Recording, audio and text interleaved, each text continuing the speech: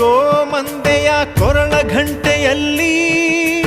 ಮಂತ್ರಾಕ್ಷತೆ ಮಂಚಾಲಯ ಮಣ್ಣ ಕಣಗಳಲ್ಲಿ ಮೂಲ ರಾಮ ನಿನ್ನ ತಂದೆ ನೀನೆ ನಮ್ಮ ತಾಯಿ ತಂದೆ ಸತ್ಯದ ದೀಪ ಹಚ್ಚುವ ಕರುಣೆಯ ಕಿರಣ ಚೆಲ್ಲುವ ರಾಮನ ಸಾರ ತುಂಬುವ ಹನುಮನ ಶಕ್ತಿ ನೀಡುವ ಬೃಂದಾವನದಿ ನೆಲೆಸಿದ ಪೂಜನೆ ನಿನಗೆ ಶರಣು ಶರಣು ಶರಣು